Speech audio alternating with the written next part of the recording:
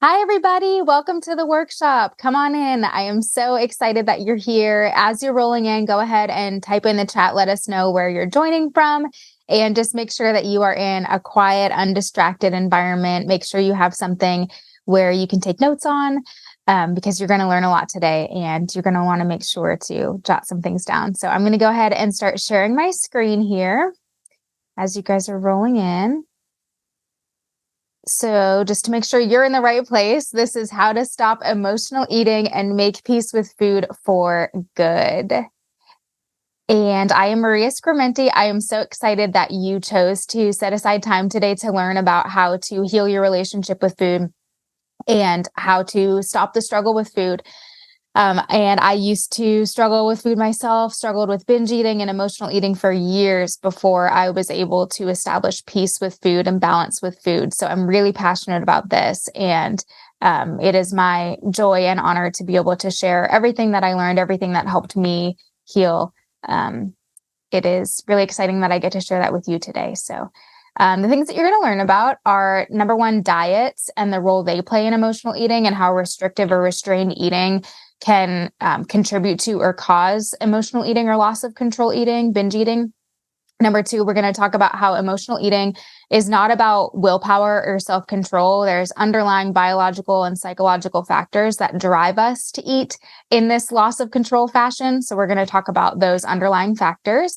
And then number three, we're going to discuss why previous efforts at gaining control around food haven't stuck, because I'm going to bet that you've tried a lot of things and nothing has solved this for you. Otherwise, you wouldn't be here, right? So you're still looking for that solution of what's going to help you finally have peace with food. And I'm hoping to shed a lot of light today on why the things that you have tried before, things that you've been taught, haven't been effective or sustainable. So just a quick professional intro. My undergrad was in exercise science and social justice. Grad school was clinical mental health counseling. I'm a certified health and wellness coach, certified intuitive eating counselor, certified eating disorder recovery coach. I have worked in the fitness industry since 2012, and I have had a private practice as a nutrition counselor since March of 2020. And I've been featured in media outlets such as Psychology Today, MSN, Yahoo, National Wellness Institute Journal, Pop Sugar, and the series for education and awareness in medicine. So as a nutrition counselor, I have the wonderful privilege and opportunity to help women break the yo-yo diet cycle so they can have the confidence and energy that they need to live the life they want. And we're going to get into it. Okay, that's it. So let's dive into the meat of today's content.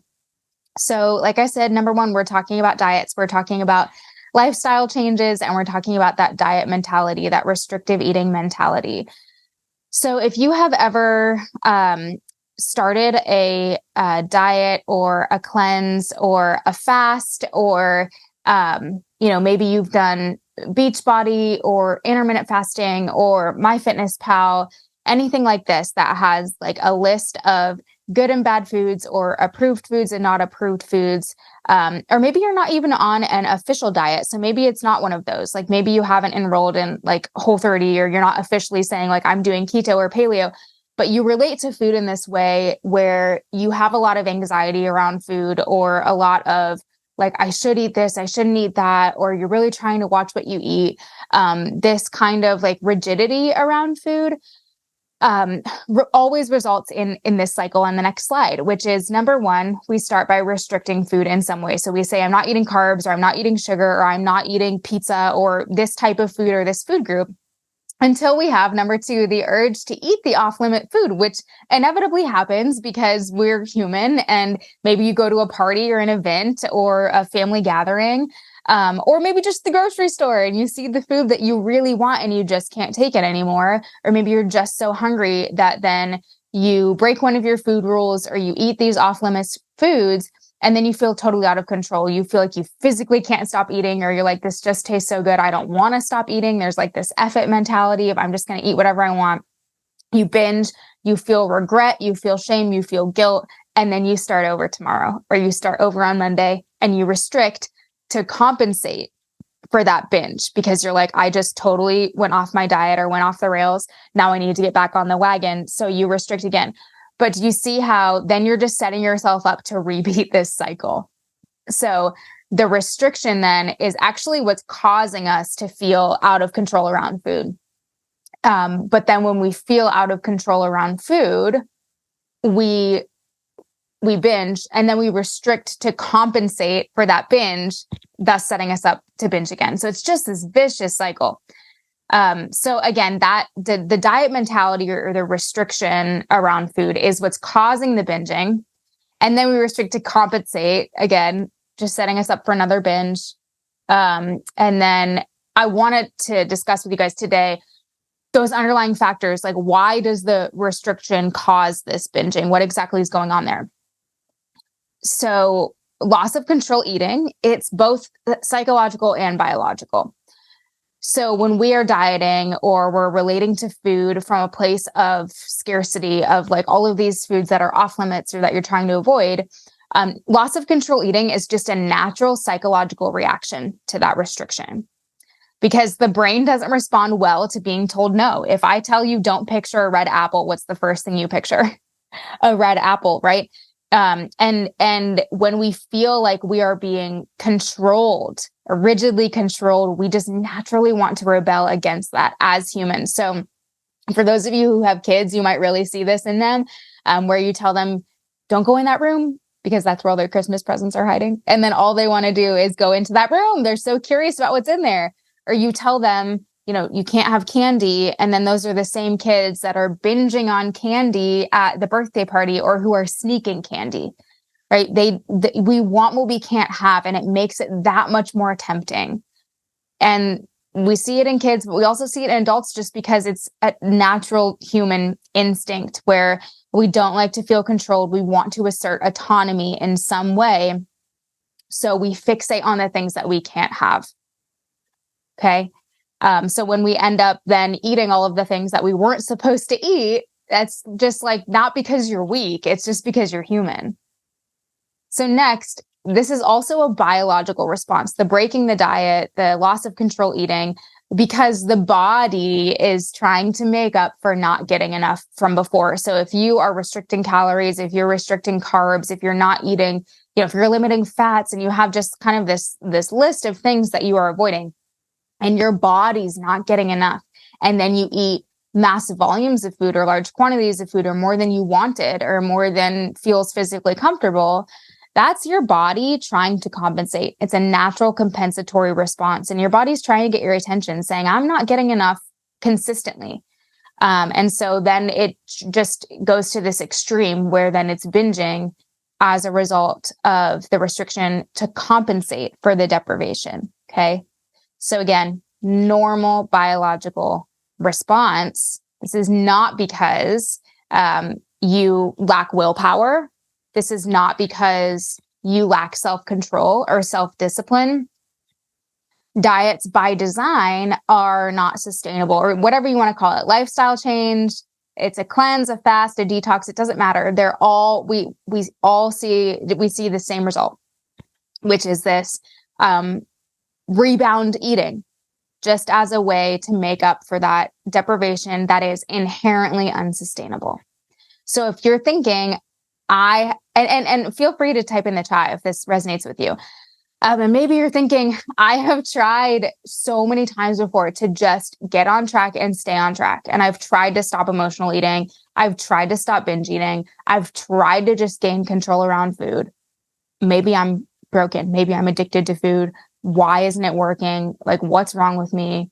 Why do I have this problem with food? Number one, you're not alone.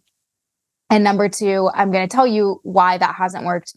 And you're probably thinking, like, how will this time be any different? So maybe in the back of your mind, you're like, why am I even sitting on this webinar right now? Because maybe you lack that belief in yourself, or that belief in any other plan or program or whatever, that why would this actually work if you have tried over and over and over again? So the first thing is you've been taught that it's an emotional issue when really it's psychological and biological. So most interventions are not acknowledging the fact that binge eating or emotional eating, loss of control eating, is a result of not eating enough food and not eating enough satisfying food. So interventions addressing solely the emotion won't stick long term. So if you are told just journal instead of turning to food, or just take a bath, or just go for a walk, or just, do a puzzle, read a book, play a game, watch a TV show, those might work as like a temporary distraction. But if we aren't addressing the underlying issue, which is how are you relating to food in general throughout your days? And is there this diet mentality constantly playing in the background, telling you to avoid foods or food groups? So you have this scarcity mentality around food, and then you're compensating by eating emotionally or binge eating or this loss of control eating.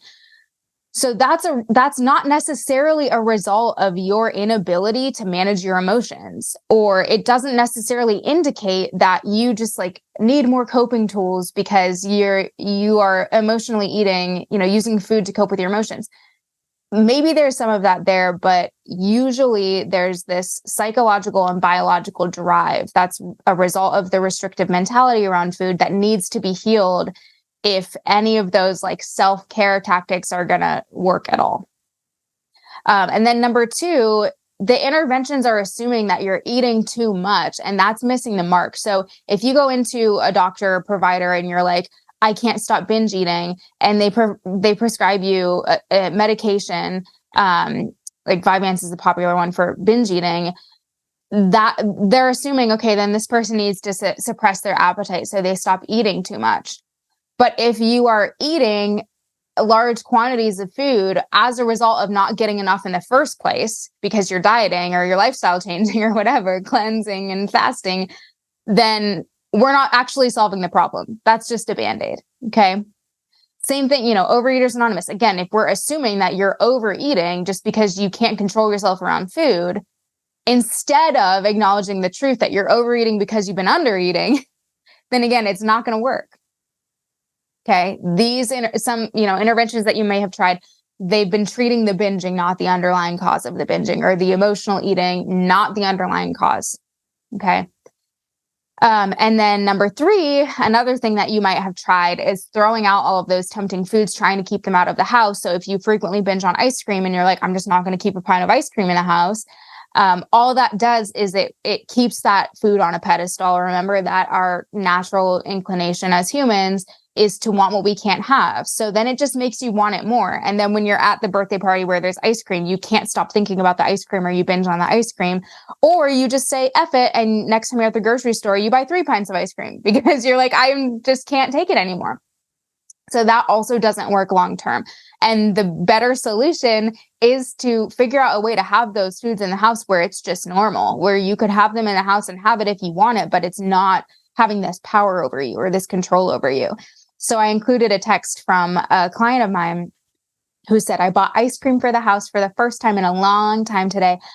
Never used to buy it because I knew I'd just eat a whole pint in one sitting, feeling much more confident about my self-control now. So that's the goal that we work on with my counseling clients, is how can we get to the point where not only can they be comfortable having these foods in the house, but they get to the point where they forget that these foods are even there. And that is remarkable. I remember when I was struggling with my relationship with food, there's no way in heck that I would have ever, if you told me you could have these foods in the house and forget that they're there, I'd be like, yeah, right. Oh my God, I never, ever thought that would be a possibility for me. And it absolutely happened for me. And it happens for my clients all the time, where we work through this. So we're taking these foods off the pedestal so that it's just not a big deal anymore. And there's not all this drama around these trigger foods. Okay, so the question is it actually emotional eating that you're experiencing, or is it just eating out of this sense of deprivation? So maybe, when we're deprived, anytime you feel deprived, it's natural to feel sad alongside deprivation. When we are being deprived of something that we want or of something that we need, it's natural to feel anxiety. It's natural to feel distracted and nervous. So there's negative emotions that are caused by deprivation alone. So then what if the emotions that are driving you toward food are caused by a legitimate need for food, or they're caused by a lack of food, or they're caused by this deprivation, right? So you might be having big emotions alongside eating, but that doesn't necessarily mean that you are eating emotionally, like you just can't control your emotions, so now you're just eating everything. I think there's a lot more to it than that. And when you're in these eating episodes, it's like you feel all this guilt and shame because you feel like you're doing something wrong and you feel like you broke a rule. And so, of course, there's like intense emotions attached to that, but it's a result of that rigid restrictive mentality, that diet mentality around food. So the underlying issue really is just that way of relating to food, that mentality around food, that's causing us then to feel out of control around food. And that's causing us then to feel the shame and the guilt. So then you might be thinking, okay, well, so you're saying a deprivation is a problem. So, but if I don't deprive myself, then won't I just be out of control around food? If I don't tell myself that I can't have, cookies, then won't I just eat all of the cookies? Won't I be out of control around food? And I would venture to say you're already out of control around food. And it's actually the deprivation that's causing that lack of control. So in the beginning, as you're learning to stop having these rigid restrictions, you might feel a bit out of control at first, but that is not long lasting because, again, the goal is to ultimately get past that phase to get to the point where you can just eat normally so that we're not seeing this rebound eating and so that you can feel in control around food. Okay. So remember that cycle that I showed you before. Another reason you probably haven't been able to break this cycle before is every time you feel out of control around food, so you have an emotional eating or a binge eating episode, you start another diet, or you say, you know what, this is, you experience this, what's called last supper eating, where you're like, I'm just going to eat all of this right now. Or you eat one cookie and you're like, F it, I'm just going to eat the entire sleeve of cookies because I already broke a food rule. And so I'm just going to start over tomorrow, or I'm going to start over on Monday. So that intensifies the binge. And then we start over the next day. We do this, we skip breakfast or we restrict in some way. And then that just sets us up to repeat the cycle. Okay. So maybe you haven't had the right support, which could be another reason you haven't been able to break this cycle. There's not a lot of practitioners who are trained in how to teach clients and patients how to break this restrict binge cycle, how to address the underlying issues that are causing loss of control eating. So all these interventions that are rooted in this diet mentality will have the same result. So the diets, the lifestyle changes, whatever you want to call it, will cause disordered eating, will cause binge eating. Okay. So the truth is diets are just not sustainable by design. Restrictive eating, restrained eating, this rigid control around food, it's just simply not sustainable for the vast majority of people. And that's what the research shows us, that most people are not able to sustain a diet for more than 2 to 5 years. So it's not long term. And then it also shows, the research shows that within those 2 to 5 years, most people are gaining all the weight back and then some. Okay. So diets are more likely to result in weight cycling, which is the losing weight and gaining weight and losing weight and gaining weight, or weight gain than long-term weight loss. Because again, we see this just cycle of restrict to binge, lose weight, gain weight, lose weight, gain weight. So you're just seeing escalating weight over time. And maybe your personal history points to that. Maybe you're like, yeah, that's exactly what's been happening. And that's not your fault. That's just the name of the game. That is the lay of the land with diet culture and just eating in this way. So you are not a failure. This is not a you problem. This is a systemic problem. And this is just a result, again, of living in diet culture, of dieting. So you aren't failing at dieting. Dieting is failing you. Diet culture has a huge impact on our lives. Okay. Diet culture is, go back to the last slide real quick. Diet culture is the air we breathe. Everyone, it seems, is on a diet, or they're watching what they eat, or they're restricting food, or they're saying, I'm off sugar right now, or I'm going paleo or keto, it's just everywhere. So this is the culture that we live in. And it keeps us pretty miserable around food, honestly. And living this way makes us lose self-confidence because, again, and you're welcome to type in the chat if this resonates with you, but you've probably tried diet after diet after diet, or even if you don't identify with the term diet, maybe you've just, maybe it hasn't been Weight Watchers or whatever. Maybe you just say, I'm starting over on Monday. I'm going to get on track. I'm going to eat clean. And then you feel like you blow it. It's just this like chaotic eating pattern that makes us lose self-confidence, because then we feel like I can't trust myself around food. I can't control myself around food. And we feel like a failure. And it keeps us ashamed of our bodies and disappointed in ourselves. And so when we experience this around food, we have to face food every day, multiple times a day, just to stay alive. So this becomes a huge part of our lives. It becomes a huge part of the way we relate to ourselves, and it impacts the way we view ourselves. So at a certain point, we stop showing up fully in our lives. We miss out on things like enjoying a family meal. Maybe you say no to the food that your grandmother prepared because you don't know what's in it and you don't know if it's going to fit into your MyFitnessPal, or maybe you bring your own food to family meals. Maybe you skip meals entirely because you feel like you can't afford the calories.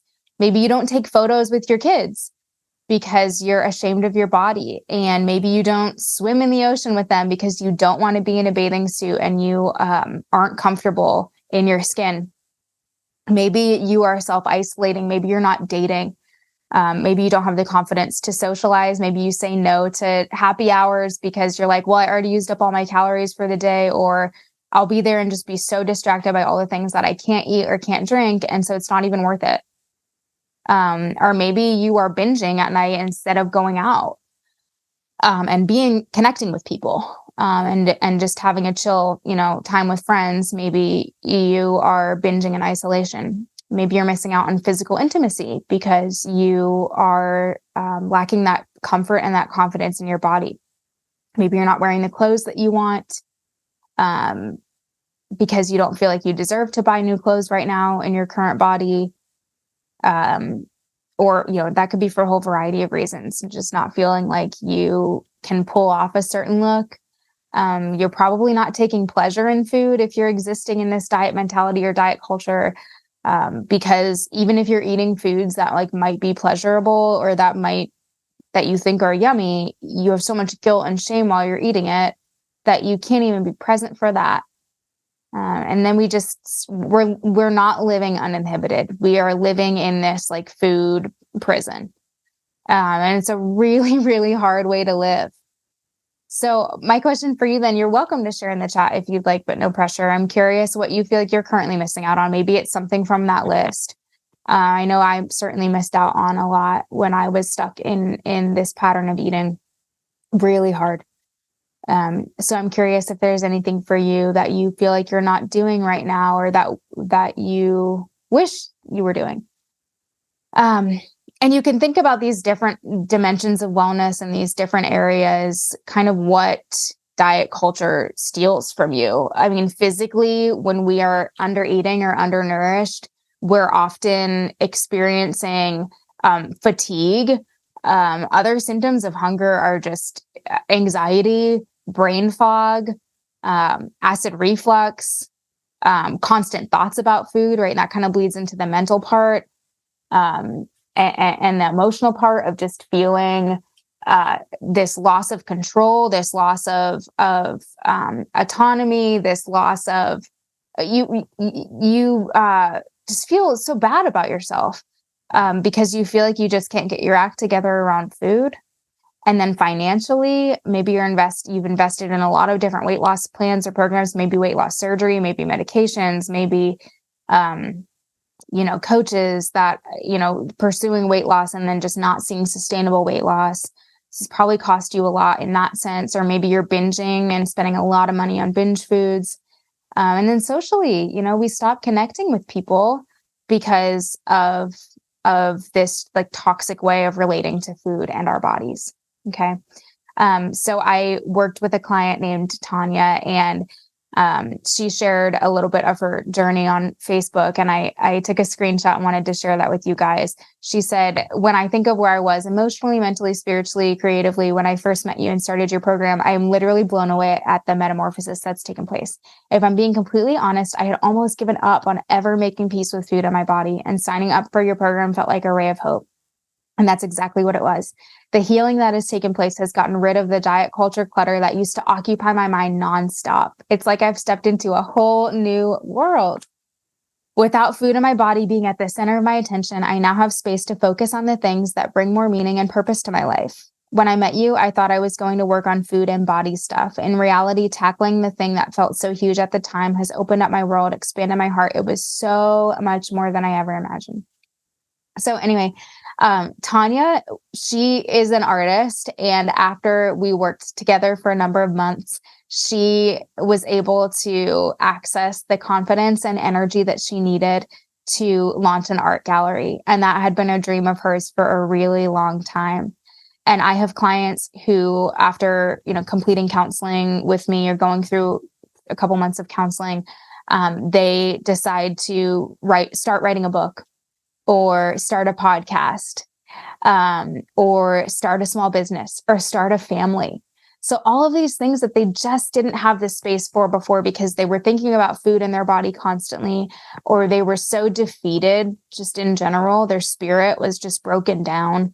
And after all of this healing work, they are finally able to start bringing their dreams to reality. And I just think it's why I'm so passionate about what I do, because it's not just about food, and it's not just about food and your body. It is about so much more than that. It's about being able to show up fully in your life.